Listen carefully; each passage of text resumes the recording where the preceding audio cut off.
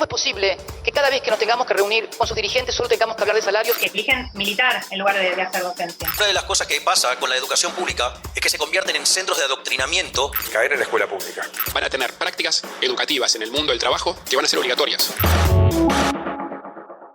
Buenas, ¿cómo estás, Luciana? Bienvenida, Gabriel, bienvenidos. ¿cómo estás? ¿Qué tal? Todos. ¿Cómo andan? Arrancamos una nueva temporada de El Aula. Cuarta temporada del Aula. ¡Wow! Un éxito, Cuarta. la verdad.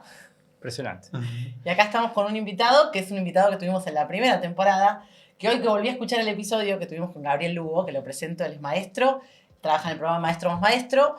Volví a escuchar el episodio de la primera temporada, que fue muy bueno, por cierto, se los recomiendo, y terminábamos diciendo que seguramente lo volvíamos a invitar. Y bueno, cumplimos. Perfecto. Además, lo íbamos a invitar porque nos dimos cuenta que de todo lo que hicimos el último año, hubo un tema que sin duda fue el que generó más repercusión y que más alcance tuvo, que es el que tiene que ver con el debate en torno a la alfabetización. Claro. Así que la idea era retomar un poco. Tuvimos un episodio con Andrés Riennick, que está muy en una campaña particular. Después tuvimos un episodio con Ana María Kaufman, con otra mirada bien distinta. Y bueno, la idea por ahí de traerlo a Gabriel hoy era pensar un poco el debate, contextualizarlo. Sí, primero sobre todo pensar por qué está el debate esto, y está bastante presente en los medios de comunicación. Y hay una campaña muy fuerte en los medios de comunicación, no solamente que está presente, sino que hay una campaña con una idea muy clara. Entonces, bueno, primero charlar un poco de esto, ¿no? ¿Por qué Gaby, vos pensás que está pasando esto ahora? A mí me parece saludable que en general se discuta sobre la educación, sobre lo que pasa dentro de las aulas.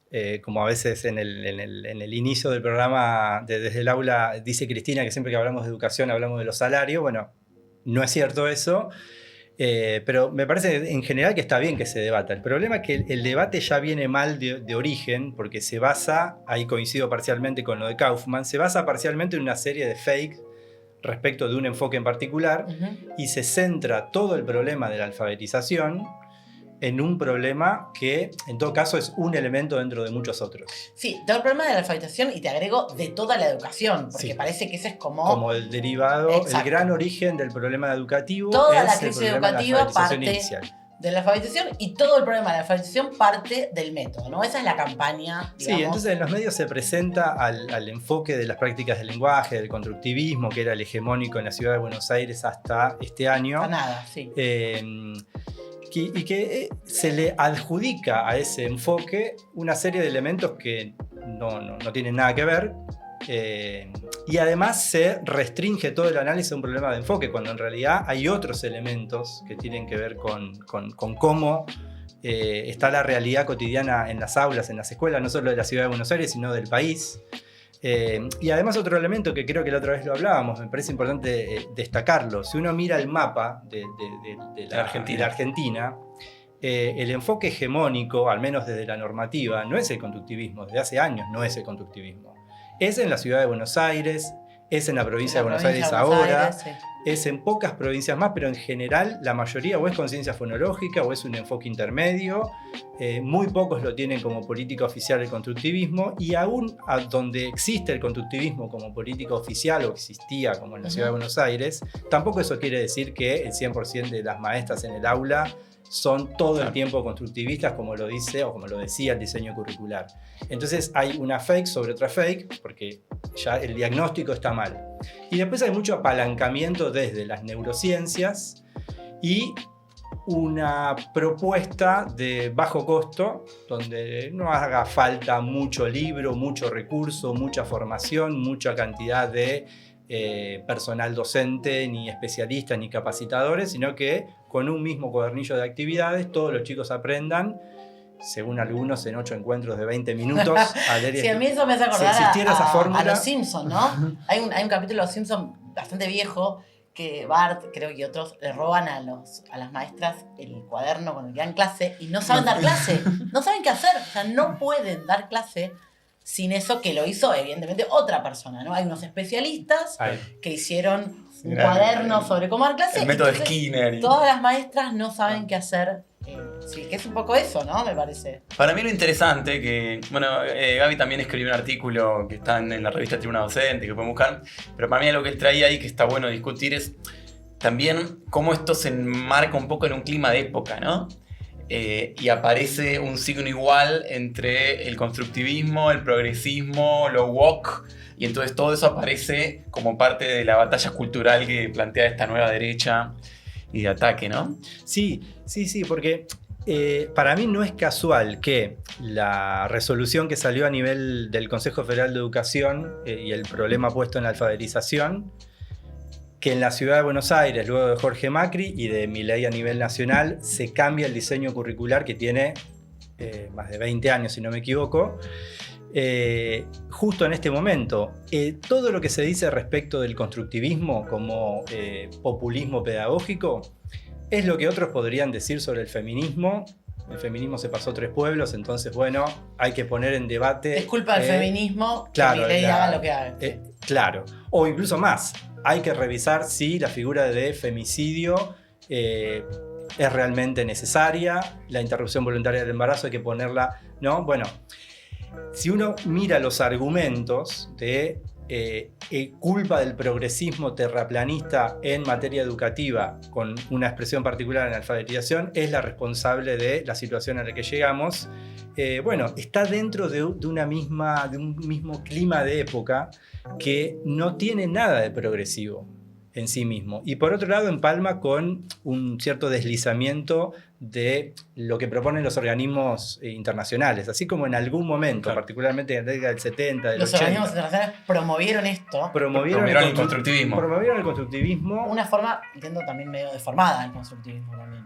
Probablemente, pero después los especialistas en cada país, bueno, desarrollaron líneas investigativas que después se plasmaron en distintos tipos de normativas, de propuestas, que no siguen al pie de la letra lo de la OCDE, pero sí la OCDE impartió ciertas directivas que le sirvieron de marco al constructivismo para convertirse en hegemónico.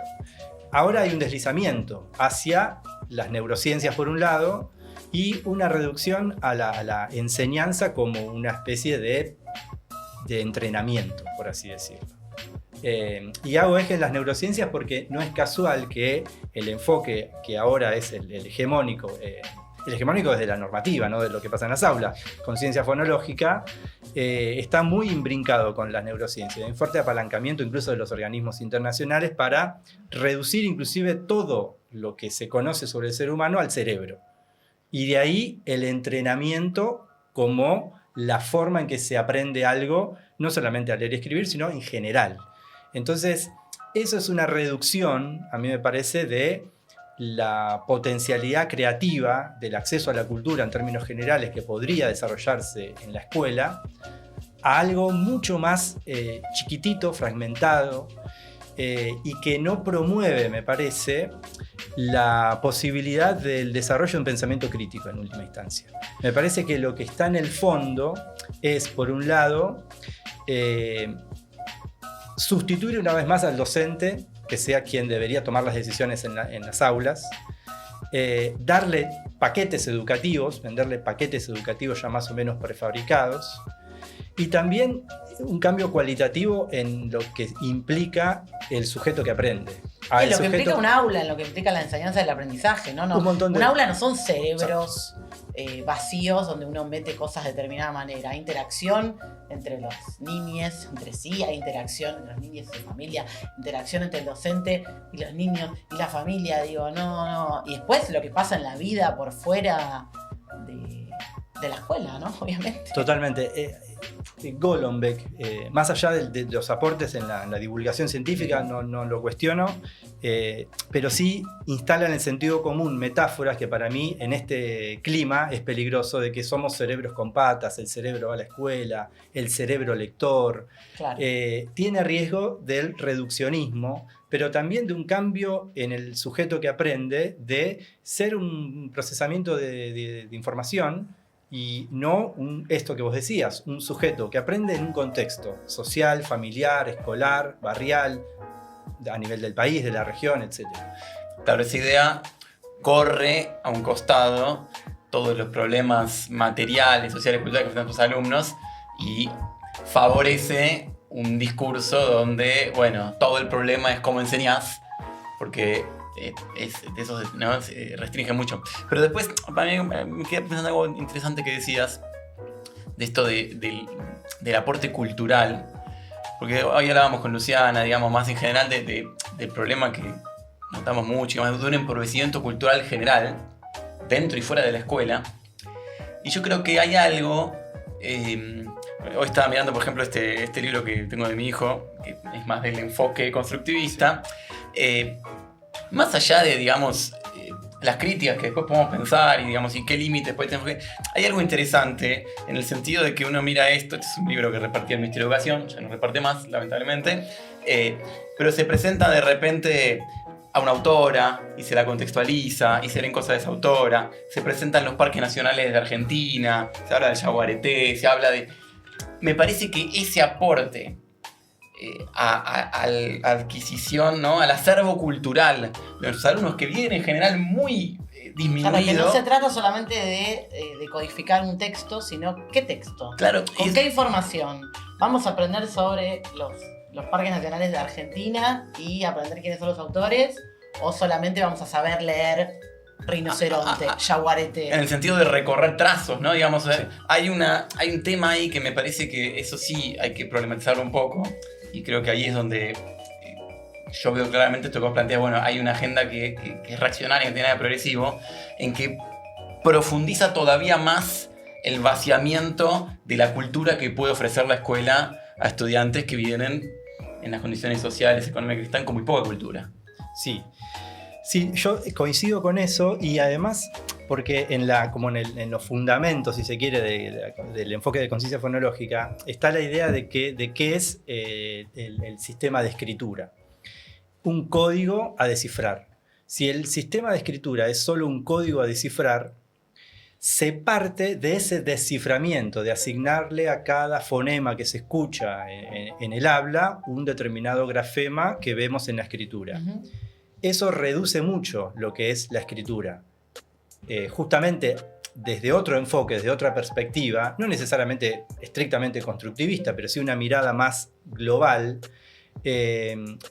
uno partiría de la necesidad justamente de un aula, de una sociedad, de una familia, pero en principio hablamos de la escuela, de un aula donde circulen libros, donde haya una práctica habitual de leer y escribir con sentido en un contexto, y que así como el sistema de escritura desde otra perspectiva es un sistema de representación, también es un código, digamos, notacional, ¿no? Donde las letras representan algo, representan los sonidos que se escuchan en el habla, pero al mismo tiempo también son transmisores de sentido. Son las dos cosas, no una cosa por fuera de la otra. Es cierto que además, ¿qué quiero decir? O sea, yo escribo para decir algo también. ¿Qué quiero decir? Y leo también qué quiero leer. Exactamente. No solamente tengo la capacidad de leer. En este otro libro, que es el que ahora se impuso este es el de primer grado en la ciudad de Buenos Aires, que ahora se impuso como el material oficial de carácter obligatorio y prescriptivo, porque ese que mostró Juan era uno posible a elegir entre otras posibilidades. Claro. Y si no me equivoco, lo repartía Nación ya no reparte más libros. No hay situaciones de escritura por parte de los chicos, porque se supone tabula rasa. No tienen nada para decir. No tienen nada para decir. ¿Tienen nada para contar? Se parte de la base de que hasta que no aprendan no pueden. Se los invita casi a agarrar el lápiz recién en la página más o menos 20 y pico para hacer el trazado de la letra. La A. Entonces ahí también se invisibilizan los saberes que traen los chicos, porque también traen un determinado acervo cultural, y también se empobrecen las propuestas, porque si invisibilizo lo que traen los chicos al aula y lo que yo tengo para ofrecerles es que tracen la A, bueno, hay un doble empobrecimiento. Claro. Sí, y esto, un tema que lo charlamos mucho la primera vez que vino Lugo, me parece importante igual traerlo. Impacta también en el empobrecimiento de la labor docente, ¿no? Algo ya recién decía Lugo con el ejemplo de los Simpsons y demás, pero cómo eso también termina favoreciendo o yendo de la mano con una proletarización, digamos, en el peor sentido, en que uno está, digamos, ejecutando tareas rutinarias, además. Sí, no hay reflexión, no hay elaboración del docente, y además eso se pretende eso, pero además con cómo han cambiado las condiciones de las y los docentes. No hay tiempo tampoco. Claro, eso O sea, está perfecto. es una trampa para eso, porque si vos tenés que trabajar 2 cargos, como hoy la mayoría de los docentes. Mínimo, porque muchos más. Claro. Y a veces mucha gente trabaja 3 cargos. ¿En qué momento vas a reflexionar, elaborar, pensar, ponerte a pensar? Hablábamos un poquito antes de que empiece el episodio, estrategia cuando tenés chicos. Eso pasó siempre y siempre pasará en todos los niveles, que los chicos no están todos exactamente en el mismo nivel en el aula. Y bueno, eso requiere un trabajo, ¿no? Una estrategia, decir, bueno, ¿cómo los divido? ¿Cómo los doy a algunos una cosa, a otros otra? Y eso, a uno, para elaborar todo eso, necesita tiempo y necesita estar cabeza, Sí. ¿no? Sí, porque yo particularmente en relación al debate sobre los enfoques, para mí sería un error, sea desde tribuna docente, sea de los sectores, digamos, que piensan a la educación críticamente y que promueven la organización del docente como trabajador, como trabajadora. Yo considero que es un error que nos pongamos la camiseta de un enfoque en particular contra otro, porque en realidad lo que hay que promover es la autonomía intelectual del docente como elaborador de propuestas educativas. Y para eso es necesario poner en debate algo que no ponen supuestamente los que están preocupados. No, por ejemplo, escuchaba una publicidad y yo escuché una entrevista a una referente de Argentinos por la Educación. Ellos se muestran como preocupados por la educación. Tomémosle como cierto. Lo primero que habría que poner en debate es el problema de las condiciones laborales docentes. ¿Cuánto tiene que durar la jornada laboral? ¿Cuánto frente a aula? ¿Cuánto para poder seguir profundizando la formación? Y teniendo espacios de debates y de construcción colaborativa con otros docentes, de qué enseñar y cómo enseñar, para ver los problemas reales. Porque los especialistas que elaboran un enfoque y los especialistas que elaboran otro enfoque comparten la idea de que los docentes no saben enseñar y que no van a saber enseñar si no les dicen esos especialistas cómo enseñar. No se ponen de acuerdo, además, pero en eso sí se ponen de acuerdo. El debate, la falsa dicotomía esta de es un enfoque o es otro enfoque, ¿no? Y uno tiene que ponerse la camiseta de uno o ponerse la camiseta de otro. Lo que hace es que oculta que el problema no es ese, digamos. Yo lo comentaba también antes, viendo el episodio que grabamos con Ana María Kaufman. Ella en un momento decía, y lo fuimos a checar, no fue Juan a checarlo, ¿no? Porque yo no quería chequear nada, pero Juan lo chequeó. Ella decía que en los resultados de la última prueba Aprender, ¿no? Porque si uno dice, bueno, el único problema es el enfoque. Bueno, vamos a ver. La ciudad de Buenos Aires tuvo 20 años el enfoque constructivista y Mendoza hace no sé cuántos años, 10 años creo que ya, que volvieron a lo de conciencia forológica y todos van a los medios a decir que la explosión hermosa y cultural y alfabetizadora de Mendoza, y resulta que a las últimas pruebas de Aprender le fue mejor a la ciudad de Buenos Aires. Obviamente, ¿eso cómo se explica? Se explica porque el problema no es ese. Obviamente en la ciudad de Buenos Aires hay más recursos que en Mendoza, los docentes cobramos un poco mejor que en Mendoza, hay más recursos, las familias por ahí están un poco menos empobrecidas, entonces claramente, ya ese solo dato desmiente que el único problema sea el problema del método, y decir que el único problema es el problema del método lo que hace es ocultar los otros problemas, me parece, ¿no? Sí, ¿y querías decir algo? No, yo siempre Dale. tendría cuidado con los resultados de las evaluaciones porque depende No, mucho qué se evalúa. yo lo traje porque ellos Exacto. ellos lo usan.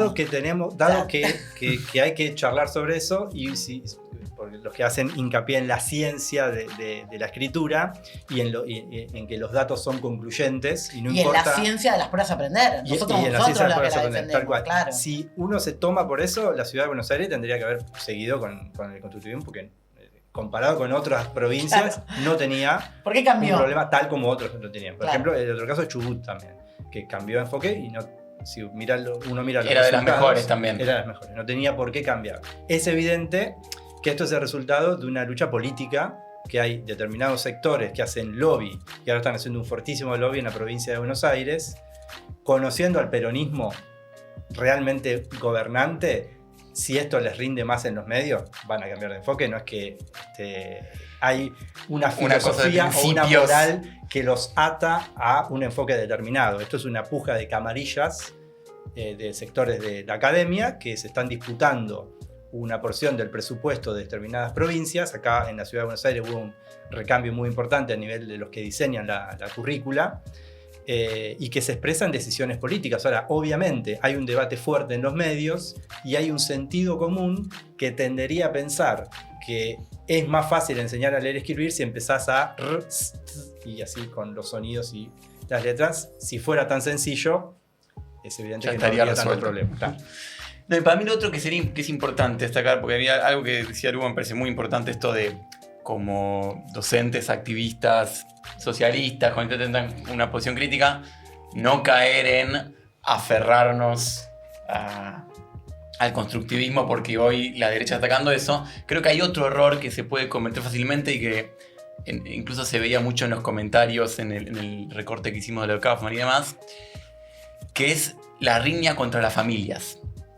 Entonces aparece mucho, o sea, de un lado aparece los que por ahí militan este cambio de enfoque desde esta mirada del sentido común y después y demás, apoyándose en la familia que está, pero ¿por qué no le enseñan como me enseñaron a mí?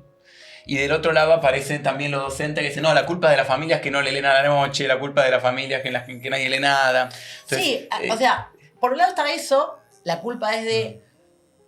pero había otros que por ahí no era tan la culpa es de, sino, bueno, ¿y qué quieren?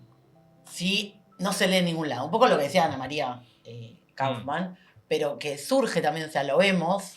Si, bueno, pretenden que hagamos magia los docentes. Ana María decía, nadie lee, bueno, no sé si nadie lee, pero sí, en una familia donde no se lee, bueno, va a ser más difícil ¿cómo que salir de esa haya un atolladera, acercamiento ¿no? mayor a la lectura. Y ahí, bueno, vos contabas en el otro episodio, porque está bueno volver a decirlo, esto del programa que daban para que los chicos se vayan armando una biblioteca que le dan 2 libros por año y que eso se acabó. Eso. Total. A mí me parece que eso se liga con un problema más general de la situación cultural y material de la clase obrera. Yo creo que coincidiríamos si caracterizamos que los trabajadores en general están peor que hace algunas décadas, en el sentido de que su trabajo es más precario, que tienen que trabajar muchas más horas, que el proceso, por ejemplo, en la ciudad de Buenos Aires, de gentrificación, de uno vive cada vez más lejos del lugar donde trabaja. Más tiempo para ir a trabajar. Uno toma el tren a las 6, 7 de la tarde y ves una cantidad de trabajadores poco menos que reventados. Es poco probable que haya un contacto muy estrecho, asiduo y profundo con la cultura escrita en términos generales. Yo no estoy diciendo que los sectores populares no tengan cultura. Lo que quiero decir es que ese tipo de acercamiento a la cultura quizá no está tan mediada por los libros y lo que llamamos en términos generales cultura escrita en el sentido estricto del término, ¿no? Uh-huh.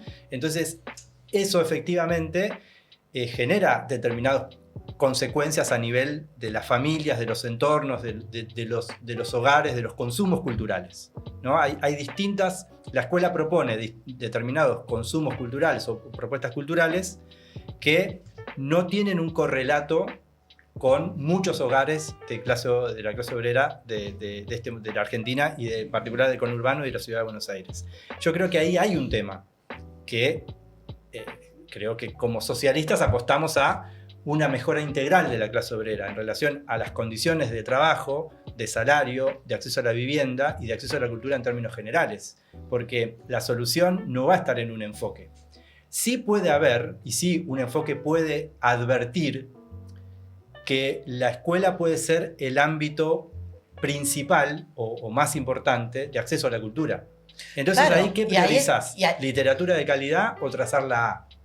Porque en una capacitación que tuve hace poco, una coordinadora, o sea, un agente intermedio, digamos, con una responsabilidad intermedia dentro del ministerio, con cargo político, decía, bueno, pero nosotros no vamos a estar haciendo que los chicos hagan un renglón de la A, que eso lo haga la maestra, pero también es tiempo. Supongamos que no lo hacemos los que tenemos cierta especificidad. Nosotros sí los del programa Maestro más Maestro. Más Maestro. Eso es importante. ¿No? También no lo hacemos. Pero hay tiempo ahí que se está destinando a algo que quizá de 30 chicos por ahí lo necesita 1 o 2, porque eso ya lo hicieron en el jardín o en la misma casa, o no tienen un problema motriz que les impida trazar la A como corresponde en un renglón de medio centímetro. Entonces hay un empobrecimiento en la oferta. Y eso se liga mucho con lo que decía Juan. si están tan preocupados, ¿por qué no vuelven a instaurar el sistema de entrega de libros? Es cierto que hay un sistema de préstamo de libros, pero está claro que no es lo mismo tener un libro una semana que ir armándote la biblioteca, o las dos cosas al mismo tiempo. Esta propuesta, en última instancia, es más barata, pero es más barata en todo sentido. También es más chata. Es más chata en todo sentido. Iba a decir algo y se me fue, pero después me... No, yo creo que enseguida uno rasca un poquito y enseguida es evidente que el problema no puede ser solamente el método, ¿no? De la enseñanza. Para mí rasca un poquito y te das cuenta dos cosas. Que el problema obviamente no es solamente el método y que los que nos quieren vender que el problema es solamente el método... Son los responsables. Hay que estar muy alerta porque te están diciendo... O sea, ¿qué hay detrás de eso? Es que no vamos a repartir libros, es que vas a seguir trabajando 10 horas por día dentro de la escuela. Es no querer movilizar ninguna de las variables importantes que hacen que efectivamente la educación tenga los problemas que tiene.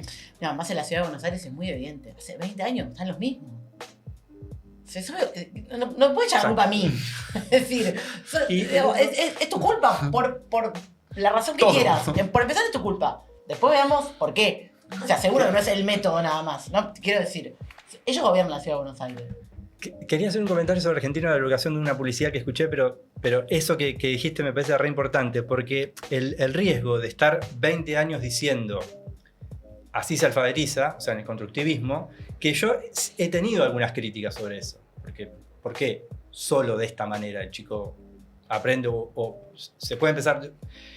Pero tomémosle la palabra. El Ministerio de Educación de la Ciudad de Buenos Aires, desde más o menos el año 2004, ya con el progresismo gobernante y después todo el periodo macrista, a través de las políticas curriculares oficiales, dijo, así hay que alfabetizar en las escuelas.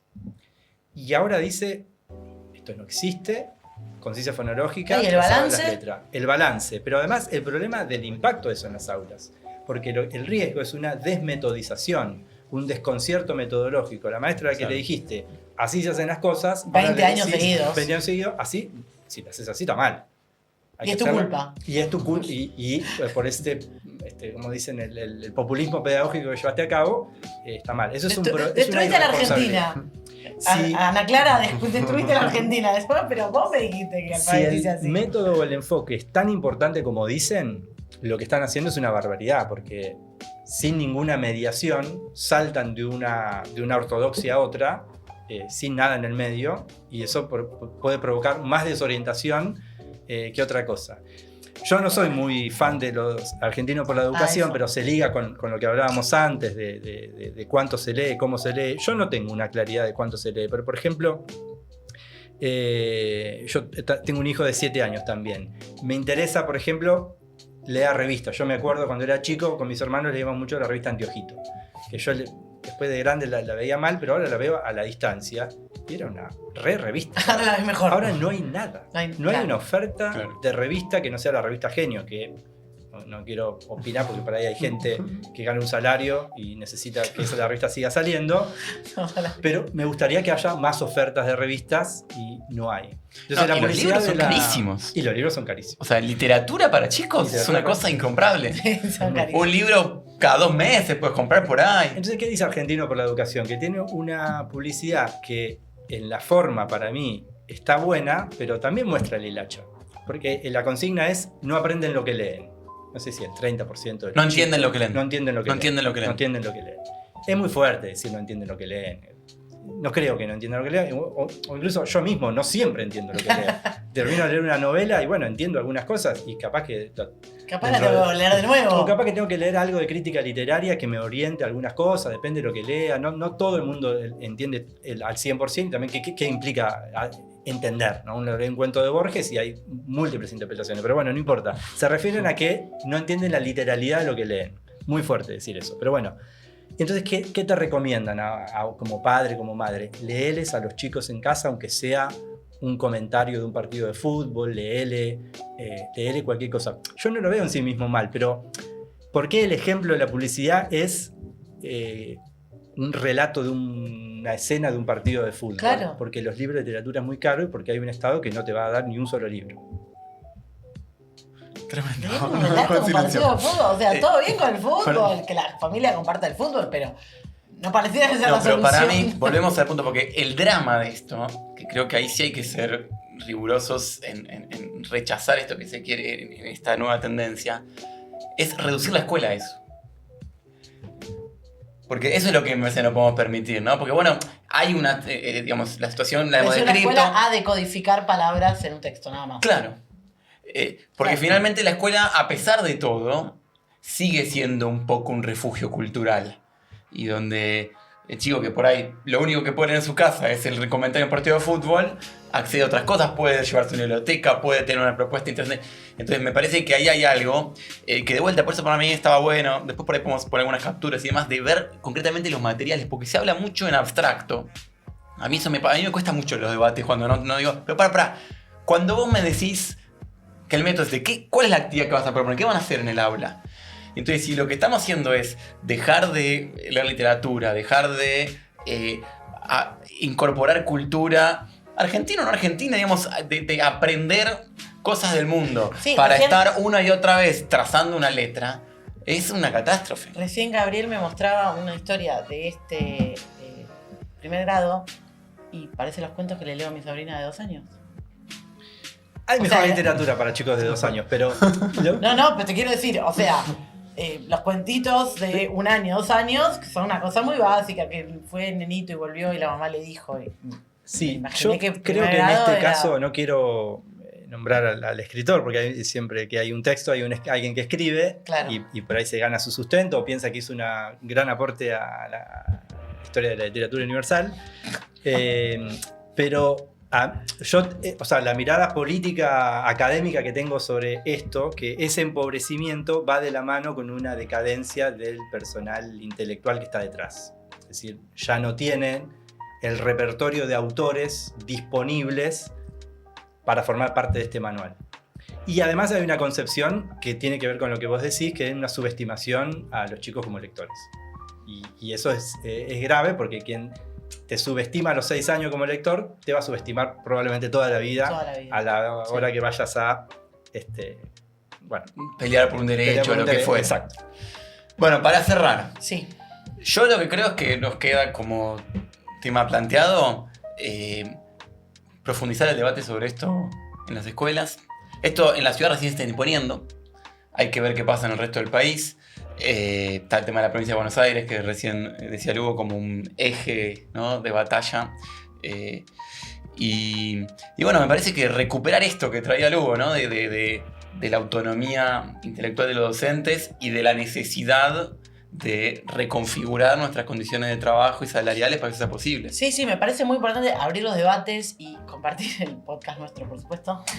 No, que tenemos varios episodios sobre esto, nos parece muy importante, porque efectivamente las campañas mediáticas es muy fuerte. Y uno, por ejemplo, en la secundaria, en general, nosotros no tenemos gran conocimiento sobre alfabetización. Vemos los problemas que nos llegan a nosotros en primero o segundo año, los problemas que hay de alfabetización.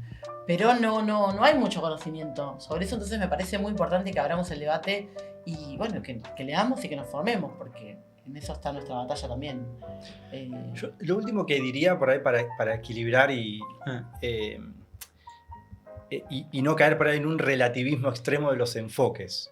Porque si con eso corremos el riesgo de caracterizar esta reforma en la ciudad de Buenos Aires como reaccionaria y como un retroceso. Y que se enmarca en el Buenos Aires Aprende, que tiene un capítulo en la escuela secundaria, en el nivel inicial, en el nivel superior. Es todo un plan que empobrece la oferta educativa, flexibiliza las condiciones laborales y en última instancia profundiza una escuela pobre, pensada para la población que no puede acceder a la escuela privada. Claro, pero estoy totalmente de acuerdo con lo que decís, pero en este punto, acá lo del método es, el método de alfabetización, digamos, es lo que oculta todo eso que vos acabas de decir. Exacto. Claro, pero para mí el tema, porque ahí hay un... Le vamos a dar una vuelta más al asunto, me parece importante esto. No, porque el tema es de cómo nos posicionamos. Porque uno podría decir, no fumo. En el sentido de, bueno, hay algunos que defienden el constructivismo, hay algunos que defienden la fenológica. no me pongo una camiseta, yo quiero que los docentes... Corea del Centro. Claro, quiero que los docentes tengan la libertad de enseñar lo que quieran, fin. Ahora, él trae un matiz distinto a eso, que decir, ojo, porque detrás de la campaña del cambio de enfoque en la ciudad, lo que hay es un plan más de conjunto Sí, es un caballo de Troya. claro, que tiende a degradar la educación en general. Exacto. Entonces eso nos obliga a tomar una posición que no tiene que ser, no, sí, defendamos el diseño curricular anterior, viva el diseño de, no sé, Ibarra, en absoluto, o bueno, de Ibarra y el macrismo, sino de decir, para esto que quieren imponer, profundiza la degradación que ya tiene la escuela, porque no vamos a ver que la escuela está muy degradada, y lo que corresponde, bueno, como docentes nos organizamos y peleamos por mejorar las condiciones de existencia que hacen posible una enseñanza mejor. Me parece un Tal cual. excelente cierre. Bueno, nos vemos la próxima. Nos vemos la próxima.